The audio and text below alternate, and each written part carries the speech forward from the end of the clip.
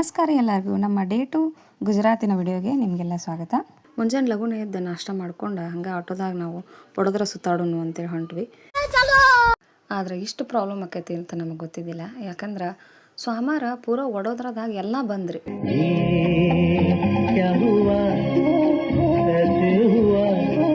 ಅಂದರೆ ಯಾವ ಮೊನ್ಯುಮೆಂಟ್ಸ್ ನೋಡೋಕೆ ಹೋದ್ರು ಬಂದ್ ಕೇಳಿ ಬೇಸರಾತು. ಹಾಗೆ ಎಲ್ಲ ಮೊನ್ಯುಮೆಂಟ್ಸ್ನು ಹೊರಗಡೆ ನೋಡ್ಕೊಂಬಂದ್ವಿ. ಮೊದಲು ನಾವು ಹೋಗಿದ್ದು ಲಕ್ಷ್ಮೀ ವಿಲಾಸ್ ಪ್ಯಾಲೇಸ್ಗೆ. ಅಲ್ಲಿ ಒಳಗೆ ಬಿಡಲಿಲ್ಲ, ಹೊರಗೆ ಹಂಗೆ ಫೋಟೋ ತೊಗೊಂಡು ಸಮಾಧಾನ ಮಾಡ್ಕೊಂಡು ಬಂದ್ವಿ. ಅಲ್ಲಿಂದ ಮತ್ತೆ ಕೀರ್ತಿ ಮಂದಿರಕ್ಕೆ ಹೋದ್ವಿ. ಅಲ್ಲಿ ಅದ ಹಣೆ ಬರ ಭಾಳ ಬೇಜಾರಾತ. ಹೊರಗೆ ಫೋಟೋಸ್ ತೊಗೊಂಡು ಹಂಗೆ ಅಲ್ಲಿಂದನೂ ಬಂದ್ವಿ.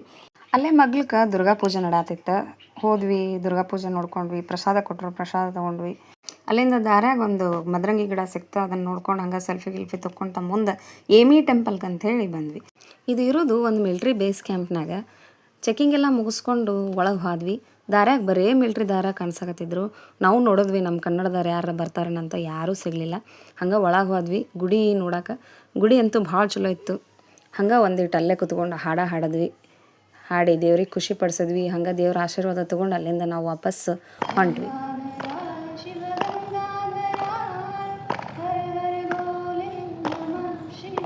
ಹೋಗುವಾಗ ಅಲ್ಲೇ ಬುದ್ಧ ಧ್ಯಾನ ಕುಂತಿದ್ದೆ ರೀ.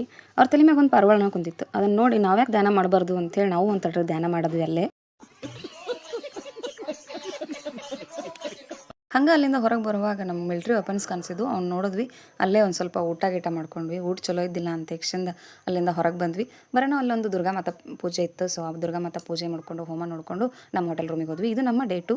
ಸೊ ನಿಮಗೆ ನಮ್ಮ ವಿಡಿಯೋ ಇಷ್ಟ ಆಗಿದ್ರೆ ನಮ್ಮ ಚಾನಲ್ಗೆ ಸಬ್ಸ್ಕ್ರೈಬ್ ಮಾಡಿ. Thank you.